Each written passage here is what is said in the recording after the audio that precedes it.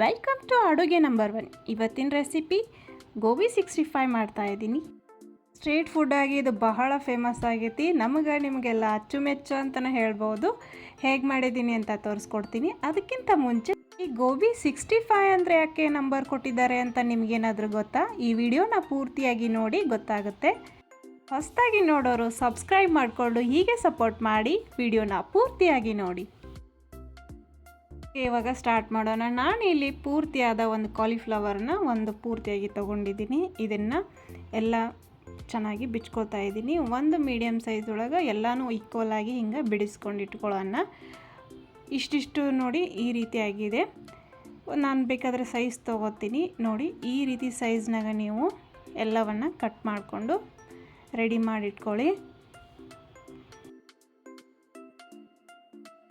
ನೋಡಿ ಈ ರೀತಿ ಸೈಜ್ನಾಗ ಎಲ್ಲವನ್ನು ಕಟ್ ಮಾಡಿ ಇಟ್ಕೊಳ್ರಿ. ಅದಾದಮೇಲೆ ಒಂದು ಬೌಲ್ ತೊಗೊಳ್ರಿ, ತಣ್ಣೀರನ್ನು ತೊಗೊಳ್ರಿ. ಅದಕ್ಕೆ 1 ಟೇಬಲ್ ಸ್ಪೂನ್ ಅಷ್ಟು ಉಪ್ಪು ಹಾಕಿ ಇದನ್ನು ಕಾಲಿಫ್ಲವರ್ ಕಟ್ ಮಾಡ್ಕೊಂಡು ಇಟ್ಕೊಂಡಿದ್ರಲ್ಲ ಅದನ್ನಷ್ಟು ಹಾಕಿಬಿಟ್ಟು ಒಂದು 15 ನಿಮಿಷ ಉಪ್ಪಿನ ನೀರೊಳಗೆ ಇಟ್ಬಿಡಿ. ಈ ರೀತಿ ಉಪ್ಪಿನ ನೀರಲ್ಲಿ ಇಡಿ, ಸ್ವಚ್ಛವೂ ಆಗ್ತತಿ. ಒಳಗಡೆ ಹುಳುಗಳು ಏನಾರ ಇದ್ದರೆ ಬಿಚ್ಕೊಂಡ್ಬಿಡ್ತಾವೆ. ಇದು ಆದಮೇಲೆ ನಾವು ಇದಕ್ಕೆ ಬ್ಯಾಟರ್ನ ರೆಡಿ ಮಾಡ್ಕೊಳ್ಳೋಣ. ಏನೇನು ಹಾಕಬೇಕು ಅನ್ನೋದನ್ನು ಹೇಳ್ತೀನಿ. ಮೊದಲು ಇದಕ್ಕೆ 2 ಹಸಿರು ಮೆಣಸಿನ್ಕಾಯಿ ಮತ್ತು 4 ಅಥವಾ 5 ಶುಂಠಿ ಸಣ್ಣ ಸಣ್ಣ ಪೀಸ್ಗಳನ್ನು ಕಟ್ ಮಾಡಿ ಹಾಕ್ಕೊಳ್ರಿ. ಆಮೇಲೆ ಬೆಳ್ಳುಳ್ಳಿ ಬೇಳೆಗಳನ್ನ ಒಂದು 4 ಅಥವಾ 3 ಹಾಕ್ಕೊಂಡು ಸ್ವಲ್ಪ 2 ಟೇಬಲ್ ಸ್ಪೂನಷ್ಟು ನೀರು ಹಾಕಿ ಇದನ್ನು ಗ್ರೈಂಡ್ ಮಾಡಿಕೊಡ್ರಿ. ನೀರಾಗಿ ಪೇಸ್ಟ್ ಆಗುತ್ತೆ. ಇಲ್ಲಿ ಅರ್ಧ ಕಪ್ನಷ್ಟು ಕಾರ್ನ್ ಫ್ಲವರು ಮತ್ತು ಅರ್ಧ ಕಪ್ನಷ್ಟು ಅಕ್ಕಿ ಹಿಟ್ಟನ್ನು ತೊಗೊಂಡಿದ್ದೀನಿ. ಇದಕ್ಕೆ ಮಾಡಿಟ್ಕೊಂಡಿರೋ ಪೇಸ್ಟನ್ನು ಹಾಕ್ಕೊಳ್ತಾ ಇದ್ದೀನಿ. ಮತ್ತು ಕರಿಬೇವು ಸೊಪ್ಪನ್ನು ಸಣ್ಣಾಗಿ ಕಟ್ ಮಾಡ್ಕೊಂಡು ಹಾಕ್ಕೊಳ್ರಿ. 1 ಟೀ ಸ್ಪೂನಷ್ಟು ಜೀರಿಗೆ ಪೌಡರ್ ಹಾಕ್ಕೊಳ್ಳಿ. ಆಮೇಲೆ 1 ಟೇಬಲ್ ಸ್ಪೂನಷ್ಟು ಅಚ್ಚ ಖಾರದ ಪುಡಿ, ರೆಡ್ ಚಿಲ್ಲಿ ಪೌಡರ್ನ ಹಾಕ್ಕೊಳ್ರಿ. ಅದಾದಮೇಲೆ ಗರಂ ಮಸಾಲ 1 ಟೀ ಸ್ಪೂನಷ್ಟು ಹಾಕ್ಕೊಳ್ರಿ. ರುಚಿಗೆ ಸ್ವಲ್ಪ ಉಪ್ಪನ್ನು ಬೆರೆಸಿ ಇದನ್ನು ಅರ್ಧ ಕಪ್ನಷ್ಟು ನೀರನ್ನು ಹಾಕಿ ಇದನ್ನು ಕನ್ಸಿಸ್ಟೆನ್ಸಿ ಸ್ವಲ್ಪ ದಪ್ಪವಾಗಿರುವಂಗೆ ಈ ನೀರು ಹಾಕಿ ಕಲಿಸ್ಕೊಳ್ರಿ. ನೋಡಿ ನಿಮಗೆ ನೀರು ಎಷ್ಟು ಹದ ಹಿಡಿಯುತ್ತೋ ಅಷ್ಟು ನೀರು ಹಾಕ್ಕೊಳ್ರಿ. ನನಗಿಲ್ಲಿ ಅರ್ಧ ಕಪ್ನಷ್ಟು ನೀರು ತೊಗೊಂಡಿದ್ದೆ. ಸ್ವಲ್ಪ ದಪ್ಪವಾಗಿ ಇದನ್ನು ನಾವು ಕಲಿಸ್ಕೊಳ್ಬೇಕು, ನೀರಾಗಿ ಕಲಿಸ್ಕೊಳ್ಬೇಡ್ರಿ. ಇದಕ್ಕೆ 1 ಟೇಬಲ್ ಸ್ಪೂನಷ್ಟು ಕಾದ ಎಣ್ಣೆಯನ್ನು ಹಾಕ್ಕೊಳ್ತಾ ಇದ್ದೀನಿ. ಇದನ್ನು ಹಾಕ್ಕೊಂಡು ಚೆನ್ನಾಗಿ ಕಲಿಸ್ಕೊಳ್ಳೋಣ. ಈ ರೀತಿ ಬ್ಯಾಟರ್ ರೆಡಿ ಆಗಬೇಕು, ದಪ್ಪವಾಗಿರಬೇಕು. ಇದಕ್ಕೆ ತೊಳ್ಕೊಂಡಿರುವಂಥ ಕಾಲಿಫ್ಲವರ್ನ ಸರಿಯಾಗಿ ನೀರನ್ನು ಬಸಿದು ಇದನ್ನು ಹಾಕ್ಕೊಳ್ತಾ ಇದ್ದೀನಿ. ಇದ್ರ ಕೂಡ ಮಿಕ್ಸ್ ಮಾಡ್ಕೊಳ್ಳೋಣ. ಪೂರ್ತಿಯಾಗಿ ಚೆನ್ನಾಗಿ ಮಿಕ್ಸ್ ಮಾಡ್ಕೊಳ್ರಿ. ಮಿಕ್ಸ್ ಮಾಡ್ಕೊಂಡಾದಮೇಲೆ ನೀವು ಗ್ಯಾಸ್ ಸ್ಟವ್ ಮೇಲೆ ಎಣ್ಣೆಯನ್ನು ಕಾಯಲಿಕ್ಕೆ ಇಡಬೇಕು. ಎಣ್ಣೆ ಕಾಯ್ದಾದ್ಮೇಲೆ ಚೆನ್ನಾಗಿ ಎಣ್ಣೆ ಕಾಯಬೇಕು. ಹೈ ಫ್ಲೇಮಲ್ಲಿ ಇಟ್ಕೊಂಡು ಇದನ್ನು ಕರಿಬೇಕಾಗುತ್ತೆ. ಈಗ ಒಂದೊಂದಾಗಿ ಕಾಲಿಫ್ಲವರ್ನ ಹಾಕ್ಕೊಳ್ರಿ. ಒಂದೊಂದಾಗಿ ಹಾಕ್ಕೊಳ್ಳಿ, ಅಂಟ್ಕೊಳ್ಳೋದಿಲ್ಲ. ಗ್ಯಾಸ್ ಸ್ಟವ್ನ ಹೈ ಫ್ಲೇಮಲ್ಲಿ ಇಟ್ಕೊಳ್ರಿ. ಚೆಂದಾಗಿ ಕರ್ಕೊಳ್ಬೇಕು. ಸ್ವಲ್ಪ ಕಲರ್ ಚೇಂಜ್ ಆದಮೇಲೆ ಇದನ್ನು ತೆಗೆದುಬೇಡಬೇಕು. ತೆಗೆದಾದ್ಮೇಲೆ ಇದು ಕೂಲಾಗಿ ಆಗಬೇಕು. ನಾವೇನು ಕರ್ಕೊಂಡಿರ್ತೀವಲ್ಲ ಅದು ಸ್ವಲ್ಪ ತಣ್ಣಗಾದ್ಮೇಲೆ ಇನ್ನೊಂದು ಸಾರಿ ಕರಿಬೇಕಾಗತ್ತೆ. ನೋಡಿ ಇದನ್ನು 1 ಟೈಮ್ ಕರೆದಿದ್ದೀನಿ. ಈಗ ಇದು ಪೂರ್ತಿ ತಣ್ಣಗಾದ್ಮೇಲೆ ನಾನು ಇನ್ನೊಂದು ಸಾರಿ ಇದನ್ನು ಕರ್ಕೊಳ್ತಾ ಇದ್ದೀನಿ.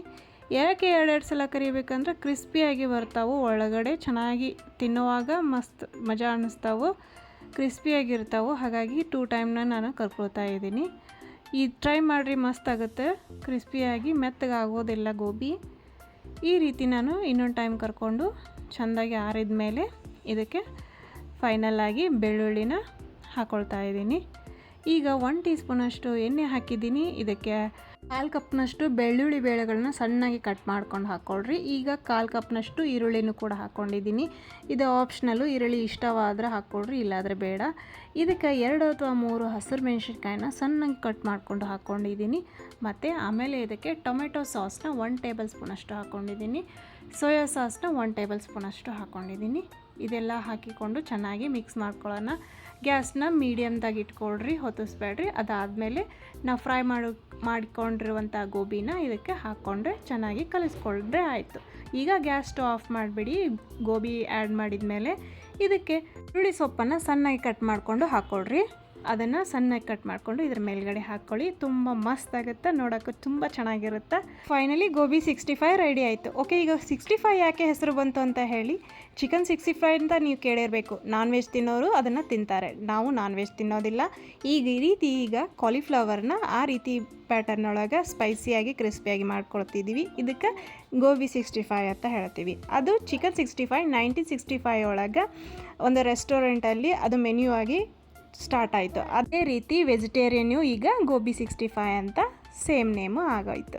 ಹೊರಗಡೆ ತಿನ್ನುವ ಸ್ಟ್ರೀಟ್ ಫುಡ್ ಥರನೇ ಟೇಸ್ಟ್ ಬರುತ್ತೆ. ಬೇಕಿದ್ರೆ ಈ ರೆಸಿಪಿ ಟ್ರೈ ಮಾಡಿರಿ, ಈ ರೀತಿ ಟ್ರೈ ಮಾಡಿರಿ, ಮಕ್ಕಳು ಕೂಡ ಇಷ್ಟಪಡ್ತಾರೆ. ಸ್ಟ್ರೀಟ್ ಫುಡ್ಡು ಹೊರಗಡೆ ಹೋಗಿ ತಿನ್ನೋಕ್ಕಿಂತ ಮನೆಯಲ್ಲಿ ಮಾಡಿ ತಿನ್ನೋದೇ ಬೆಸ್ಟ್ ಅಲ್ವಾ. ಈ ರೆಸಿಪಿ ಇಷ್ಟ ಆಗಿದ್ದರೆ ಟ್ರೈ ಮಾಡಿರಿ, ಲೈಕ್ ಮಾಡಿರಿ, ಶೇರ್ ಮಾಡಿರಿ, ಸಬ್ಸ್ಕ್ರೈಬ್ ಮಾಡಿರಿ. ನೆಕ್ಸ್ಟ್ ರುಚಿಯಾದ ರೆಸಿಪಿಯೊಂದಿಗೆ ಸಿಗ್ತೀನಿ. Thank you.